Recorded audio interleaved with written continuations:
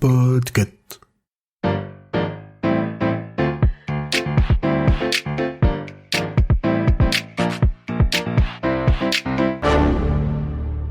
Bonjour, vous avez choisi la réponse D.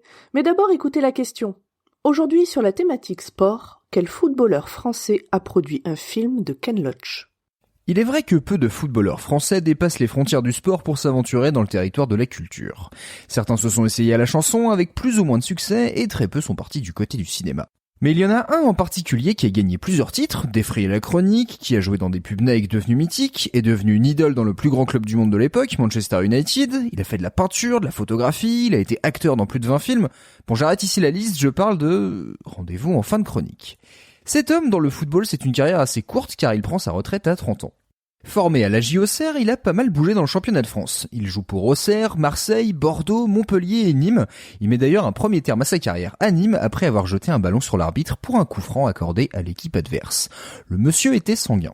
En équipe de France, il sera exclu 1 an après avoir traité le sélectionneur de l'époque de sac à merde car il ne l'avait pas sélectionné. Plus tard, Michel Platini et Aimé Jacquet le reprendront en équipe de France et l'associeront à Jean-Pierre Papin pour former un des duos d'attaque les plus performants de l'histoire de la sélection. Le déclic dans sa carrière viendra de l'autre côté de la Manche. À une époque où peu de joueurs étrangers peuvent jouer dans les autres pays européens, il part s'exiler en Angleterre sur les conseils de Michel Platini pour retrouver du temps de jeu. Il sera un artisan de la conquête du titre pour Leeds United en 1992 et est transféré dans la foulée à Manchester United. Tout était réuni pour qu'il ne réussisse pas à s'intégrer. Il ne parle pas anglais, vit dans un hôtel moyen en banlieue de Manchester et ne connaît personne sur place. Mais son talent, son charisme, il joue le col relevé avec une stature de commandant des armées, ses sorties à la presse et son amour du club le font devenir une légende. The King. Il invente un geste offensif en s'inspirant des golfeurs, le tir en rupture, sorte de frappe molle et puissante à la fois qui va souvent lober le gardien adverse. Nike le repère et en fait sa tête de gondole pour ses publicités vidéo. Dans l'une des plus célèbres, il joue un match de foot pour sauver la Terre contre une équipe menée par le diable.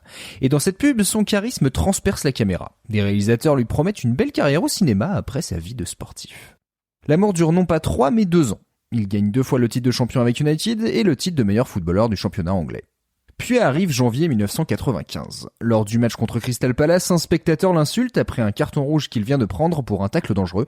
Hors de lui, il saute le pied en avant sur le supporter et commence à le rouster. Les images font le tour du monde et sa réputation en prend un coup.